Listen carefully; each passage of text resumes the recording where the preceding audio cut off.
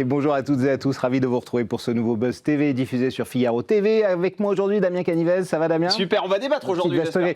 Et on va débattre, et vous allez le voir avec notre invité du jour qui a le sourire vif, la répartie affûtée, une énergie capable de réveiller tout un stade depuis 25 ans. Cette animatrice est un peu devenue la copine idéale du petit écran, capable de jongler entre sport, politique, sujets de société, avec bonne humeur, spontanéité et surtout une aisance désarmante. Elle est la preuve qu'intelligence et légèreté font très bon ménage à l'antenne. Salut Estelle Denis. J'ai bien fait de venir. Merci.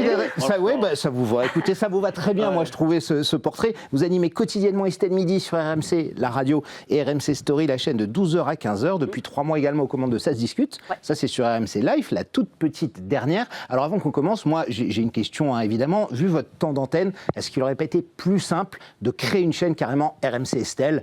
Comme ça, on aurait été tranquille. On mettait que du Estelle Denis, vos patrons. Vous y avez songé? Qu'ont dit vos patrons? Vous l'avez suggéré à vos patrons? Non, j'ai pas cet égo-là. Non, mais en fait, ces 3 heures d'antenne passent vite. C'est vrai.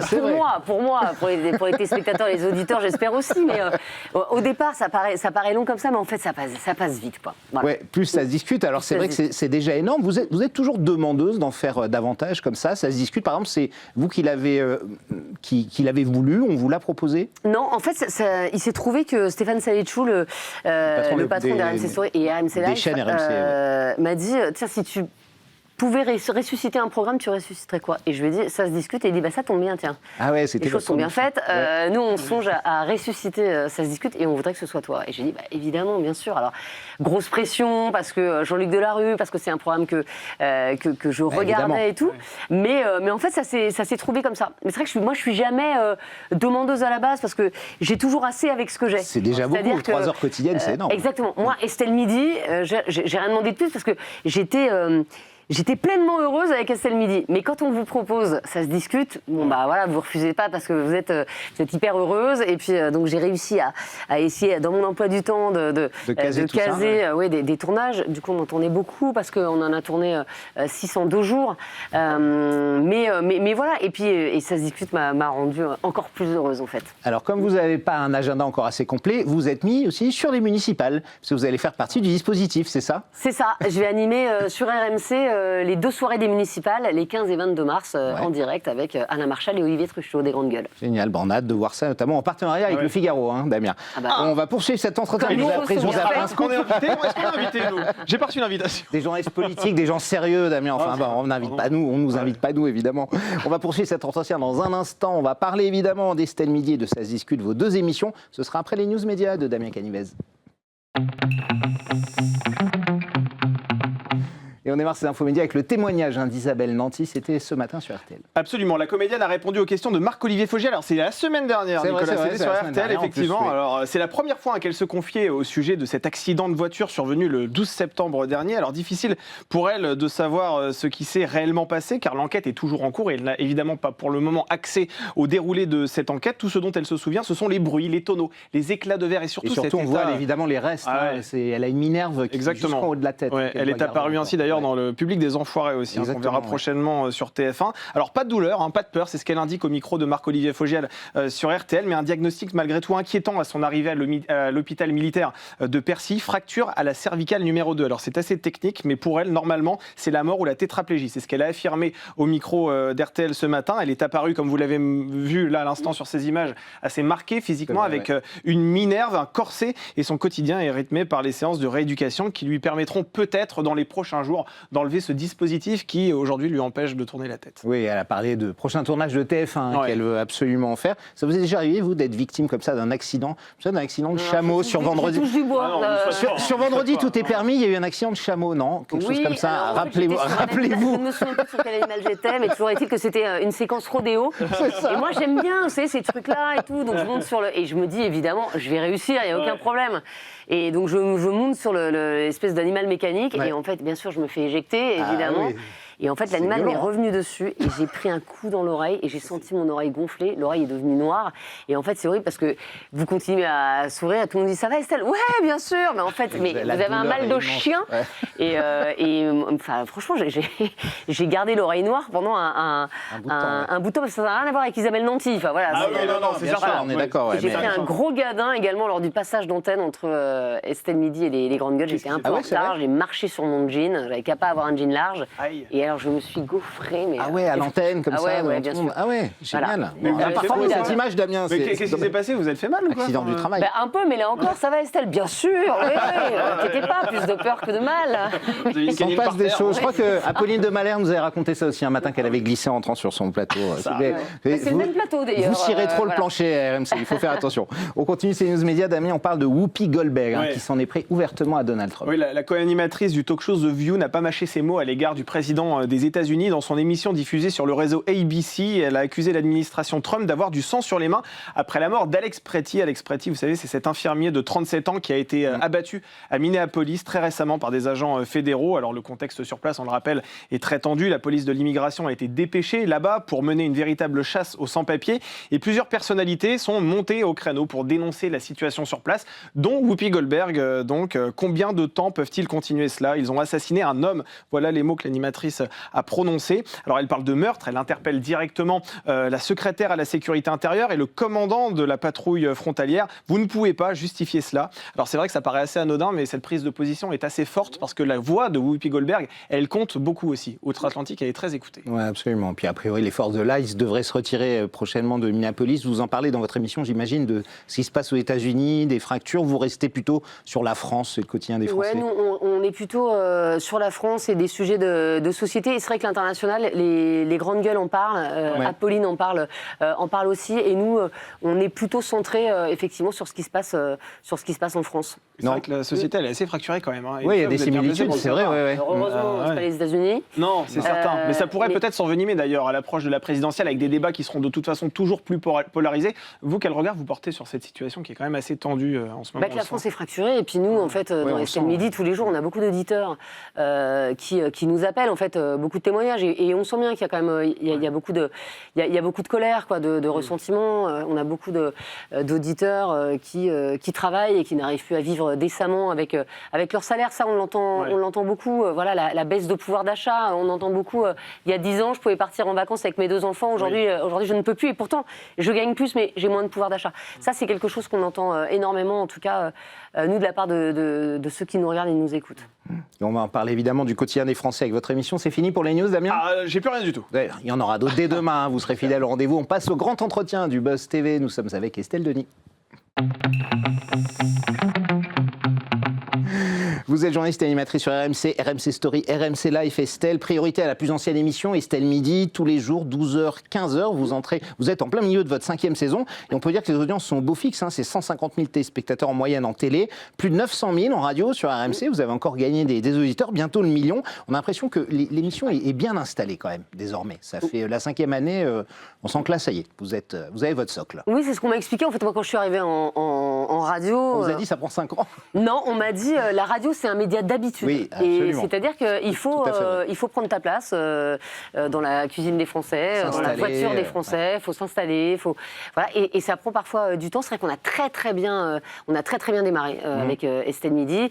L'année dernière, ça a été plus compliqué. Et c'est vrai qu'on a changé des choses aussi dans l'émission. Et là, cette année, tout est ouvert. Et on est évidemment hyper contents. C'est sûr que 150 000 auditeurs gagnés quand même. Ouais, en un an. C'est bien. Ouais. Non, on est super contents. Mais voilà, le million, c'est la barre symbolique qu'on aimerait atteindre. Après, on appellera Philippe Risoli pour venir le fêter voilà, avec le vous. juste prix, bien sûr, le juste score, la juste audience. Exactement. Après, on sait que la radio, c'est pas toujours facile parce que malheureusement, la radio en général perd des auditeurs tous les ans. Exactement. Donc déjà, gagner 150 000 auditeurs en un an, c'est énorme. Oui. Voilà, c'est énorme pour nous. Mais voilà, le million, c'est un truc qu'on regarde quand même. Voilà. Et justement, quels sont les ajustements que vous avez faits dans cette émission exactement? Vous disiez que vous avez mis des petites nouveautés ici ou là dans le programme. Oui, alors il y a Charles Magnin qui m'a rejoint, qui faisait avant la pré-matinale d'RMC.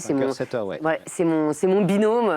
Aujourd'hui, il est également rédacteur en chef de l'émission. Et puis, en fait, on a changé beaucoup dans les thèmes. C'est-à-dire que on parle moins de politique, beaucoup plus de sujets sociétaux. Moi, j'ai mis un point d'honneur à ce qui est de la bonne humeur, voilà, sur le plateau. C'est important, effectivement. C'est ça que vous voulez. Ouais, alors ça, on l'a toujours eu, mais peut-être moins d'agressivité, moins d'éclat de voix, etc. Alors après, ça se fait pas, on gomme pas la personnalité de certains, évidemment, mais en fait, dans le choix des sujets, on peut faire qu'effectivement, il y ait plus de bonne humeur. Voilà, on a essayé d'avoir plus de sujets légers, parce que c'est aussi l'heure du déjeuner.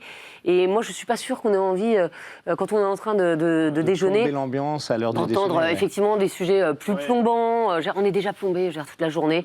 Des sujets plombants, des éclats de voix, des gens qui se disputent. Je ne suis pas sûre que ce soit, voilà, la bonne manière de capter les gens. Parce qu'on on veut se détendre. Exactement, on veut se détendre, on veut parler de l'actualité, mais on veut toujours essayer de mettre de la légèreté. Voilà. Et je pense que c'est le grand changement cette saison, et apparemment, en tout cas, ça paye, quoi. Donc c'est un talk d'actualité, c'est un débat de société, c'est une émission d'humeur, quoi. C'est un peu. Oui, tout ça l'a toujours été, mais effectivement, on a peut-être des sujets un petit peu plus, toujours aussi concernants que les années d'avant, mais peut-être un petit peu plus légers, quoi. On est moins dans la politique politicienne. Alors vous avez une belle bande autour de vous, Ah, Estelle, de chroniqueurs, Perico Légas, Emmanuel Dancourt, Fred Hermel, Dan Riolo, Karine Alors on Galli, n'a plus Perico Légas. C'est vrai, il est parti. Il est sur Sud Radio, Charles Magnin, Jérôme Lavrieux, Yael Mellul, et il y a même Jacques Legros. qui vient avec Exactement. vous. Il est là le vendredi. vendredi. Vous avez sorti de sa retraite. C'est quoi le point On l'a pas non plus, on l'a pas tiré. C'est vrai. Il était content de venir. On l'a pas forcé. Il était venu nous annoncer non, la télé, je vais mettre en retrait chez nous sur ce plateau, puis 2 mois après, il signe avec vous. Le point commun de tous ces chroniqueurs, c'est quoi, Estelle? Ce sont des gens qui expriment des opinions, qui disent ce qu'ils pensent, qui connaissent la société. Alors, c'est des gens qui n'hésitent pas à dire ce qu'ils pensent. C'est des gens qui sont mordus d'actualité. C'est-à-dire qu'ils adorent ça, et donc ils sont capables de parler de tous les sujets, aussi bien de sujets famille que de sujets plus sérieux. On parle beaucoup de pouvoir d'achat dans Estelle Midi. Alors, on parle beaucoup d'impôts et de taxes aussi, mais qui sont capables de réagir à tous les sujets et qui sont, j'ai envie de dire, boom public. C'est-à-dire qui ont un côté chambreur, mais aussi qu'on peut arriver à chambrer. Et puis, moi, ce que j'aime, c'est qu'ils ont tous des avis très différents. Il y a des bords politiques différents, des âges différents, des sensibilités différentes. Et c'est ça qui fait la force de l'émission, c'est d'avoir plein de gens extrêmement différents autour de la table. Et vous-même, ça vous arrive aussi de vous engager, Estelle Denis, ça vous arrive aussi de prendre position. Et c'était le cas d'ailleurs il y a quelques jours. Je vous propose de redécouvrir cette séquence. Moi, sur les réseaux sociaux, on ne cesse de me rabaisser. C'est-à-dire que on me dit tout le temps, et vous, ça ne vous arrivera jamais, on dit tout le temps, elle a dû coucher avec machin, elle a dû... Que des choses qui sont... Si. Non, mais attends. Mais moi, c'est je lèche Macron, je lèche un tel, et tout. Mais je suis d'accord avec toi. Mais ça, je l'ai dit, ça n'a rien à voir. Je suis d'accord avec toi. On ne t'a jamais dit que tu étais arrivé parce que tu avais couché avec le patron. Non, ça, je suis d'accord. Eh bien, nous, avec Karine, nous, c'est... Bien sûr, je suis d'accord. C'est sans arrêt. C'est-à-dire que tu interviewes quelqu'un, c'est elle a dû coucher avec. Bien sûr, ça, on est d'accord. Chaque chose que tu fais te ramène à ton genre. Là, on sent que vous en aviez vraiment gros sur la patate à ce moment-là. Ouais, c'est vraiment un mais cri du cœur que vous faites. Oui, mais parce que c'est un truc qui est assez saoulant. Alors moi, j'évite de regarder les commentaires sur les réseaux sociaux, mais aussi parce que je vais avoir 50 ans, donc voilà, je commence à être habituée. Mais en fait, je me suis demandé, il n'y a pas longtemps, justement, quand il y a eu ce rapport sur le sexisme, je me suis dit, mais en fait, mais d'où je m'habitue à ça? D'où je m'habitue aux menaces de mort, aux insultes qui sont hallucinants, qui sont la plupart du temps sexuelles, effectivement. On te dit sans arrêt, elle a dû coucher avec machin, retourne dans ta cuisine. Il n'arrive pas aux hommes.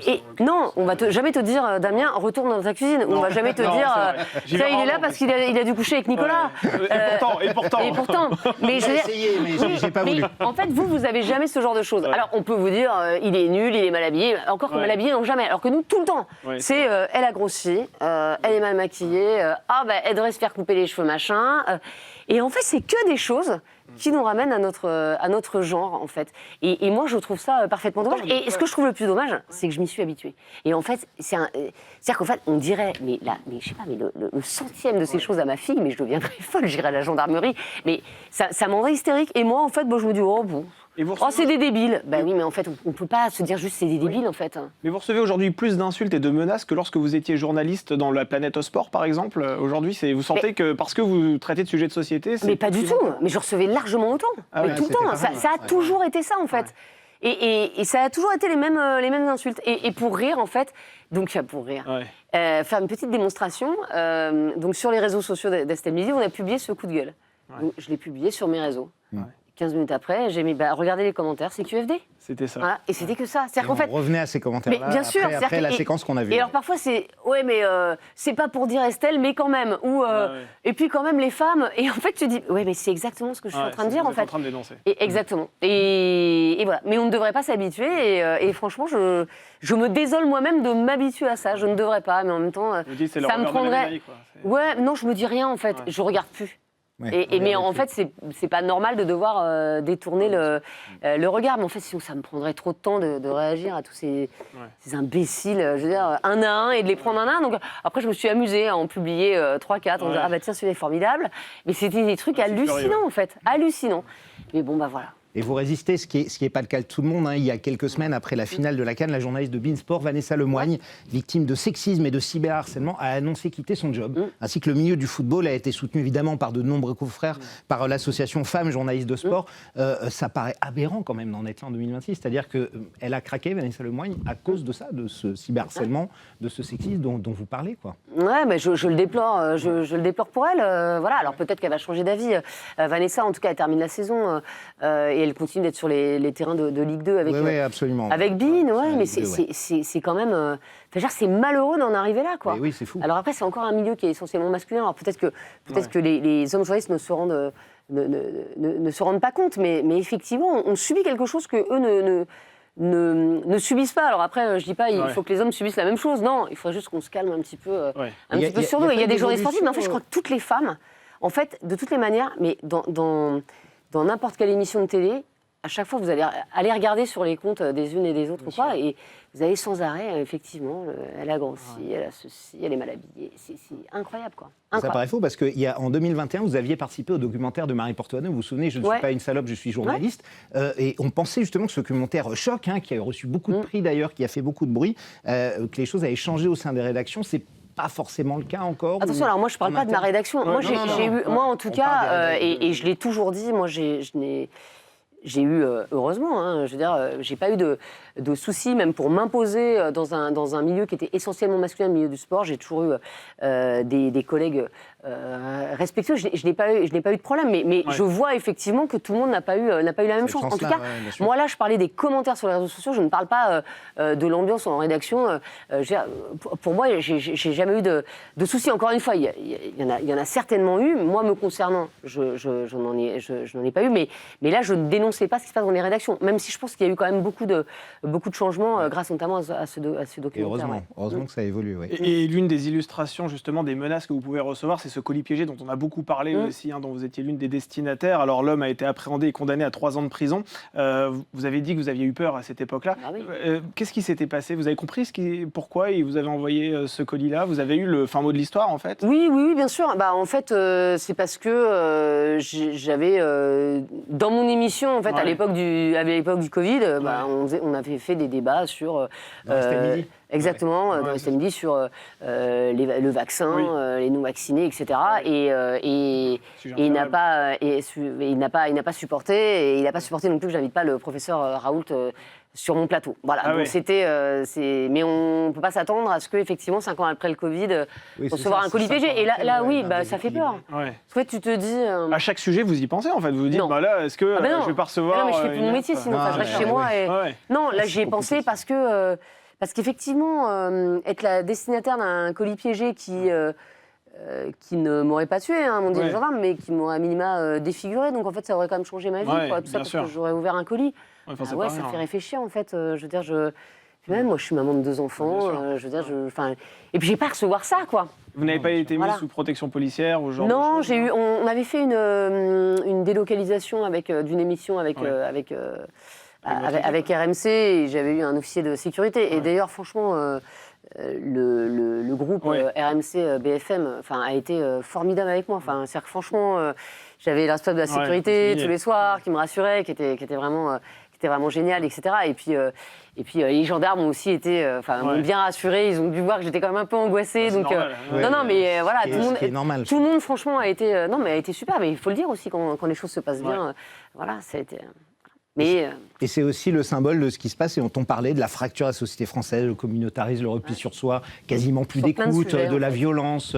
Oui, ça illustre ça, de ce qui se passe dans la société française. Mais j'espère pas, parce que j'espère que je veux dire, Non, que on c'est n'est pas l'heure obligé plus d'envoyer d'un des colis piégés quand on n'est déséquilibré, pas d'accord. Vous voyez, c'est quand Effectivement, même. ouais, qu'ils soient isolés. j'espère. Mais après, oui. Ouais, tout est possible. Oui, ça fait. En tout cas, ça fait très peur aujourd'hui. Évidemment, je suis rassurée parce que ça s'est bien terminé entre guillemets, mais ça aurait pu beaucoup plus mal se terminer. Ouais. Et c'est vrai que tout à l'heure, Nicolas le mentionnait, vous avez repris les rênes de l'émission Eh oui. Ça se discute, émission mythique, dont on pourra voir d'ailleurs la prochaine diffusion ce soir sur RMC Live. Est-ce qu'il y a eu une hésitation de votre part à l'idée de reprendre ce format, ou bien vous avez foncé tout de suite vers cette émission? Non, beaucoup plus d'envie que d'hésitation. Non, de la pression, oui, pas d'hésitation, mais de la pression. Franchement, mais le moment où j'ai entendu le générique et où j'ai dû faire mon entrée, et là, mais j'étais tétanisée. Vous avez presque le poids de l'histoire de la télévision sur les épaules. sur ce Ouais. plateau. Mais sur ce plateau mythique, parce qu'en plus on a repris le même décor, tout est pareil. Donc, mais là j'ai eu, franchement, je vais refaire mon plateau, pas se mentir. Je me suis liquéfiée. Je crois que j'ai pas réussi à dire bonsoir. Enfin bon, voilà. Ah ouais. Comme si c'était vos débuts à la télévision, parce que vous avez quand même quelques années de carrière. Mais oui, mais Si Jean-Luc Delarue vous regardait de là-haut, vous mettez la pression. Vous étiez fan de son émission dans les années bien 90, sûr, 2000, mais évidemment. Et puis voilà, moi pour la petite anecdote, on me disait souvent que je pourrais jamais faire de télé parce que je parlais trop vite. Et moi j'avais cette idée de Jean-Luc Delarue, je me disais Il parlait en fait, très très vite. vite. Il y avait on peut un quand même rugby, faire de la télé en parlant vite, puisque Jean-Luc Delarue. Donc j'avais ce truc-là. Et Ouais, puis moi, c'est une émission qui m'a marquée. Et puis c'est vrai qu'à l'époque, il y avait peu d'émissions de témoignages comme ça. Puis on se souvenait de plein de grands moments. Donc ouais, j'étais hyper heureuse qu'on me le propose, hyper fière aussi de me dire j'ai mérité ça. Donc voilà, ça me faisait super plaisir. Et puis ouais, grosse pression, quoi, tout simplement. Le thème de l'émission ce soir, c'est les troubles du comportement alimentaire, avec les risques que ça implique, évidemment, la boulimie, l'anorexie, on le sait. On a l'impression, Estelle, que c'est un sujet encore tabou en France. Pour quelle raison? Alors que c'est hyper important, l'alimentaire, c'est ce qu'on a tous les jours, c'est ce avec quoi on vit tous les jours. Moi, franchement, c'est une émission qui m'a énormément marquée. Ouais. Et vous a appris des choses. je l'ai tournée, c'était la dernière de la journée, je suis rentrée chez moi, j'étais pas bien. J'étais pas bien parce que vous voyez des jeunes filles incroyables de courage. C'est-à-dire qu'en fait, vous avez l'impression vraiment, là pour le coup, de servir à quelque chose. C'est-à-dire que les jeunes femmes qui sont venues sur le plateau, en fait, elles ont accepté de se faire filmer, donc dans un quotidien qui est un quotidien de souffrance, en fait. Bien sûr, oui. Et elles ont accepté de se voir. C'est souvent des jeunes femmes qui n'aiment pas se voir, qui n'aiment pas l'image qu'elles renvoient, de se voir sur grand écran avec du public. Donc ça faisait partie aussi quelque part de leur thérapie. Et ça a vraiment été des moments mais extrêmement forts, douloureux pour elles, pour moi qui souffrais avec elles, parce que moi je suis maman, ma fille a à peu près leur âge, et ça m'a bouleversée. Oui. Ça m'a bouleversée. Je ne sais pas si c'est tabou. Ça peut toucher tout le monde. Ça peut toucher absolument tout le monde. Et je ne sais pas si c'est tabou, mais je pense qu'il faut vraiment en parler, parce que la souffrance de ces jeunes femmes, elle est incroyable. Et vous voyez, j'en parle, j'ai encore des frissons, parce que c'est une émission qui est extrêmement forte. Et je pense que c'est quelque chose qu'il faut... dont il faut, j'allais dire mettre sur la table, mais ça aurait été un très mauvais jeu de mots, mais pour le coup, dont il faut absolument parler. Exactement. Mais ce sont peut-être ces frissons d'émotion aussi qui sont nouveaux pour vous dans votre carrière, parce que là, vous devez aussi, d'une certaine manière, faire preuve d'empathie, absorber la peine et la souffrance des autres. Est-ce que ça, vous vous sentez capable de le faire sur le long terme? On sait qu'il y a des personnalités de télé qui ont fait ça pendant des années, Frédéric Lopez, Faustine Bourlat actuellement, qui de toute façon, à un moment donné, passent par la case psychologue, parce que il faut à un moment donné aussi pouvoir décompresser. Vous êtes consciente de ça aussi?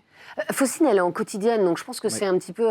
Elle a vu un psy pendant les 2-3 premières années. Ouais, mais ça je comprends, parce que pour le coup, en quotidienne, c'est-à-dire que ça... Avec des choses très lourdes parfois. Ouais, et puis alors ça veut dire que vous avez 5 thèmes différents qui sont lourds chaque semaine. Ça se discute, la force de l'émission, c'est que vous avez à la fois des thèmes lourds et à la fois des thèmes plus légers. Oui. C'est-à-dire qu'à la fois, on peut avoir un Ça se discute où on parle des troubles alimentaires, et qui est une émission qui est très lourde à porter, et à la fois, on va parler d'argent quelques semaines plus tard, et là, tout d'un coup, on va se marrer.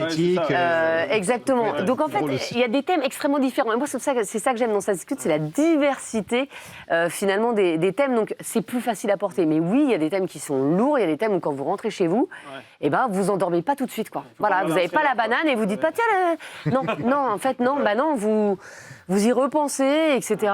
Et surtout... même en termes de préparation, vous avez tellement envie que, en fait, les témoins que vous avez dans votre émission vous fassent confiance. Donc vous avez besoin de beaucoup travailler. Beaucoup pour leur montrer que vous connaissez leur vie. Oui.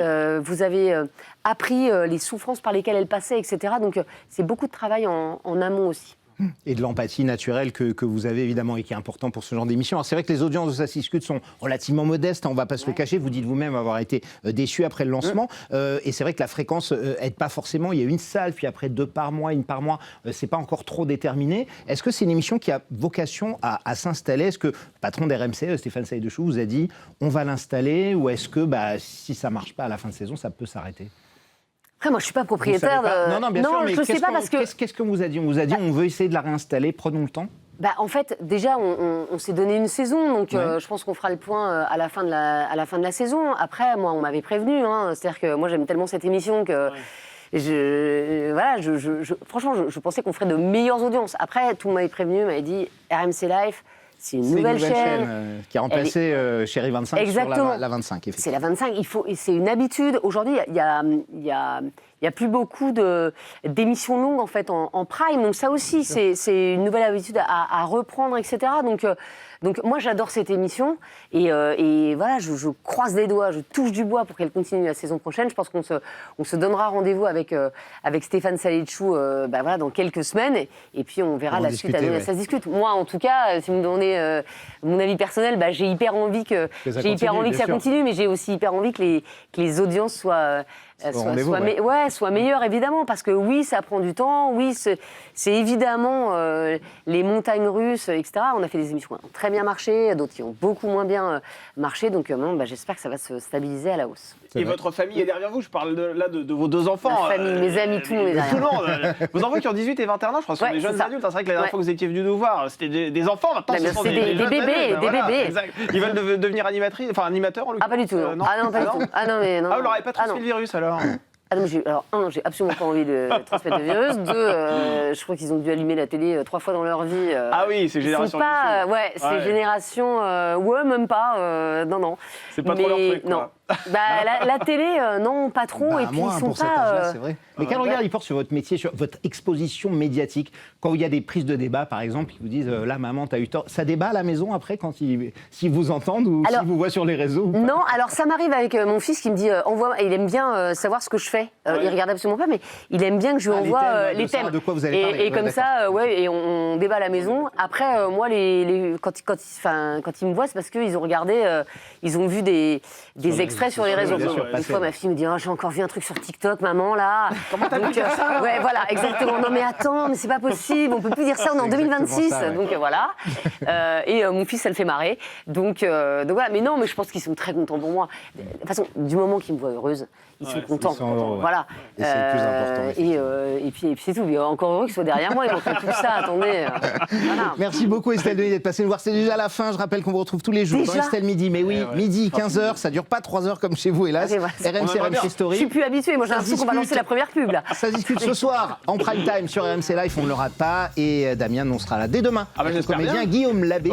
D'ici là, prenez soin de vous. Et merci encore de votre fidélité.